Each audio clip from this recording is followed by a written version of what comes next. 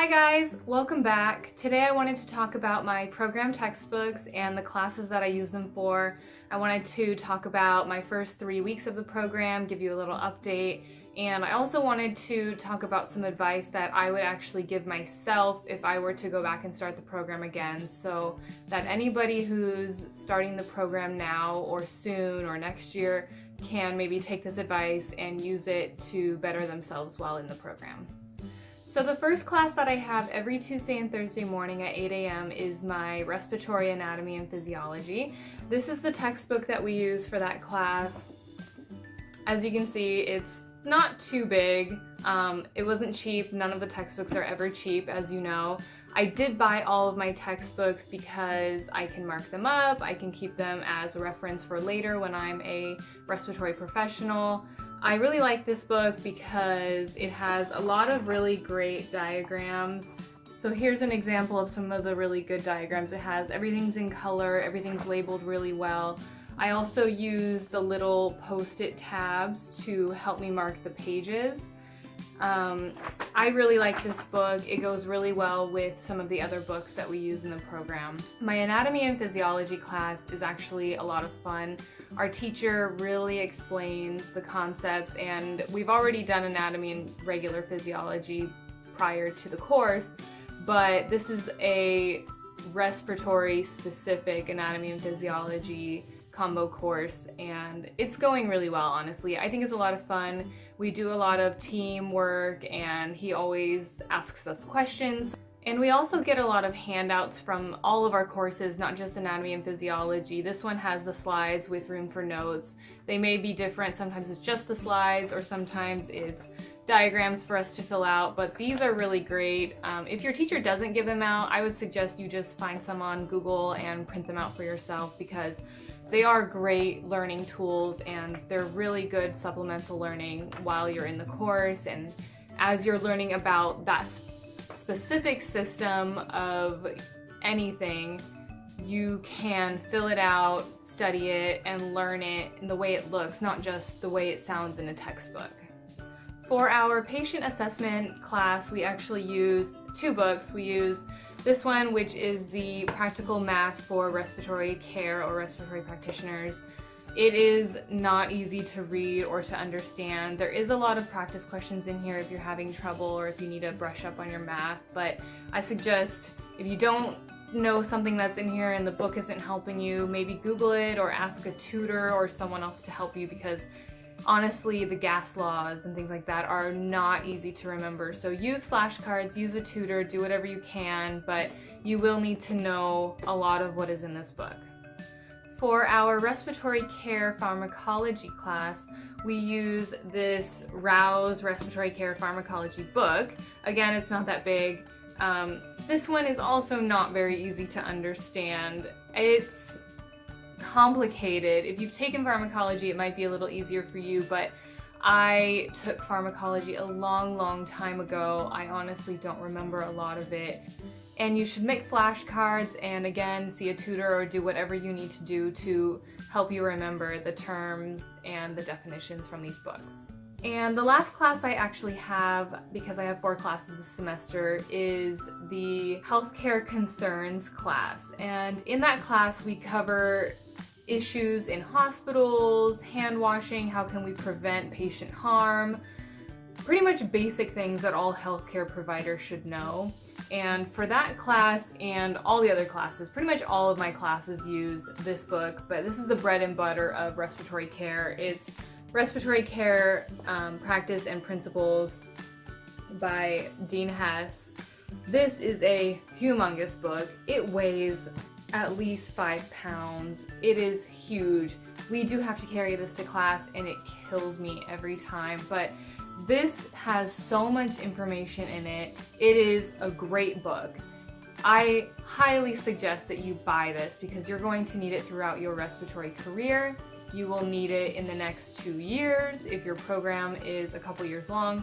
We will use this for every class over the next 2 years and possibly even the bachelor's program. So buy this book if you can afford it. It's not cheap, but it has everything you need to know about being a respiratory care practitioner. In the last 3 weeks during the program, we've actually already had a pop quiz, a regular quiz, a paper about our reflection of the respiratory system, and we're already doing presentations in groups. So as you can see, it's very busy. We're also part of the Student Council and the Respiratory Care Practitioners Council. So we have a lot of extracurricular activities going on right now. We have a health fair coming up next month, and we start patient assessments on Thursday. Today's Tuesday, we start it on Thursday.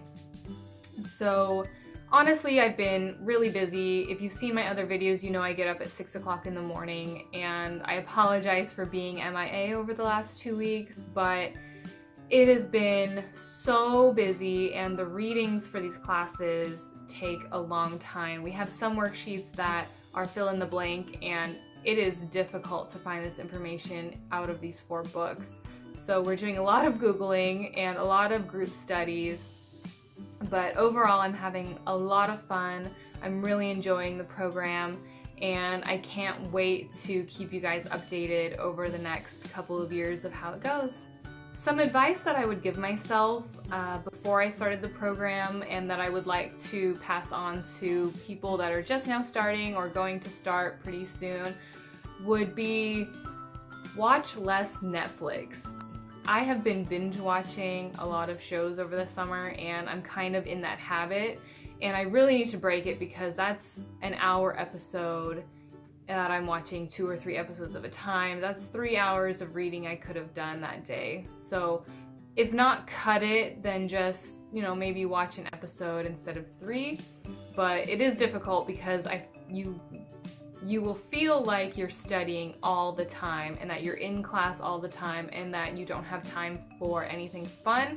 So you do have to set aside some time to watch a show now and then. What I actually do is I set Mondays, Wednesdays, and Fridays are study days, and then Saturday and Sunday are free days. So as long as I get my work done on Monday, Wednesday, Friday, I have Saturday and Sunday to do whatever I want to do. Go to the beach, go shopping, sleep in, watch Netflix, do whatever I want, and that way you won't feel guilty about it. So just schedule your time accordingly and try to get your work done, because that's the most important thing. Another piece of advice that I would give you is to go above and beyond what is asked of you. I had an assignment for a paper that was 2 to 3 pages, and I wrote 2 pages. I wrote the minimum, and if you take away the title and the date and my name, it is less than 2 pages. So unfortunately, I got a B on that paper just because I was too lazy to elaborate on my information and to do 2.5 pages instead of the minimum of 2. So don't do the minimum. You're in a professional program. Do what you need to do to be the best version of yourself, and just do that little extra work, because it will be good for you in the long run. Even though it sucks right now, just do it, and you're going to be so much better off because of it. Another thing I've learned in the last few weeks is to become part of the team. We're going to be with these people for 2 years or more, and they're going to be like family to us. So just become part of the team, start a study group, visit them after school, start hanging out, and work together, because you're supposed to be a family, you're supposed to be friends.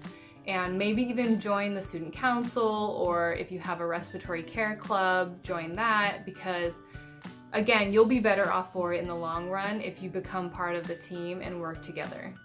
And my last piece of advice for anyone going into the program would be learning how to study correctly and efficiently. And what that means is, when you read a chapter, you're supposed to read it 2 to 3 times. The first time you read it, you're just going through it and getting your general information. The second time you go through it, you should be taking meticulous notes about important subjects and terms and definitions. And the third time you read it, at this point, you should know most of the information from the chapters. So I say always read it at least 2 times, and definitely take notes and make flashcards if you have to, because that is how you will not only remember it, but understand the information. But that's it for my video today. I hope you guys enjoyed it. I again apologize for it being so long since my last video, and I'm hoping to keep you guys updated every week. Honestly, there's not a ton of news every week, but I'll do my best to get back to you guys. And I hope that you guys subscribe and like this video and give me a thumbs up. But I'll see you next time, hopefully next week. Bye!